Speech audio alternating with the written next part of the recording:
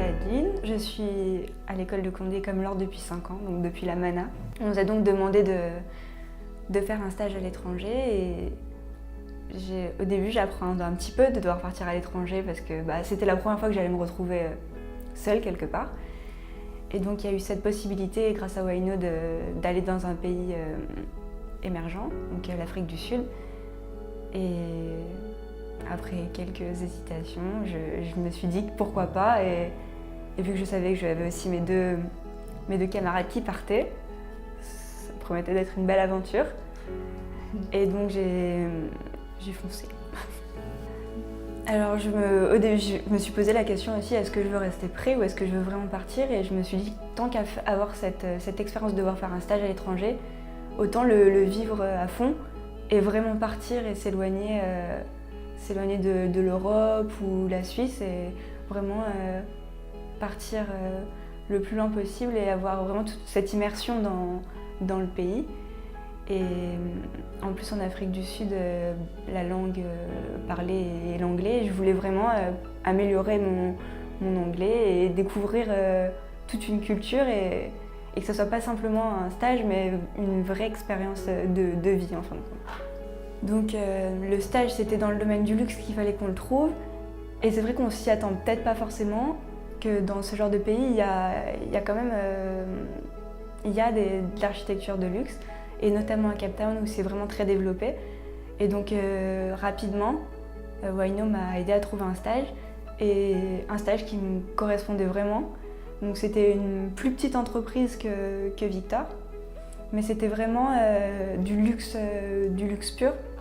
Et donc j'ai été très vite intégrée et j'ai très vite fait partie de l'équipe et ils m'ont appris beaucoup de choses. Je suis allée sur des chantiers, j'ai aussi en agence, ils m'ont aidée à m'améliorer et c'était vraiment un échange.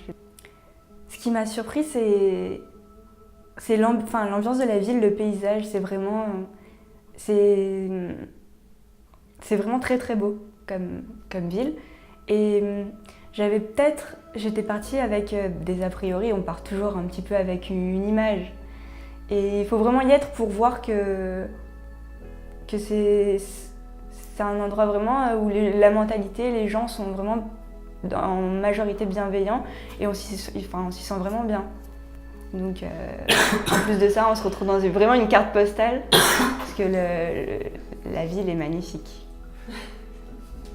Donc avant de partir avec Laure, on s'était dit qu'il fallait quand même qu'on fasse un calcul parce que c'est vrai que ça a des coûts de partir à l'étranger comme ça pendant 3 mois. 3 mois pour moi et 5 pour elle. Donc on avait listé nos dépenses, tout ce qui était alimentaire, le loyer, on avait fait approximativement ce que ça pourrait nous coûter. Salaire pas compris parce qu'on ne pensait pas encore qu'on allait être rémunéré. Moi j'ai eu la chance d'être assez bien rémunérée pour là-bas. Et donc oui, c'est important d'organiser son voyage pour ne pas se retrouver là-bas prise au dépourvu parce du coup on doit se gérer tout seul. J'ai ouverture et apprentissage. Voilà. L'ouverture d'esprit, ça m'a permis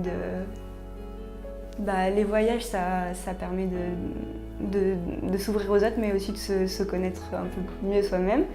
Et apprentissage de par mon stage mais aussi justement, je me suis rendu compte que je pouvais m'occuper de moi pendant 3 mois, loin de tout et sans avoir peur. Et ça m'a donné plus confiance en moi.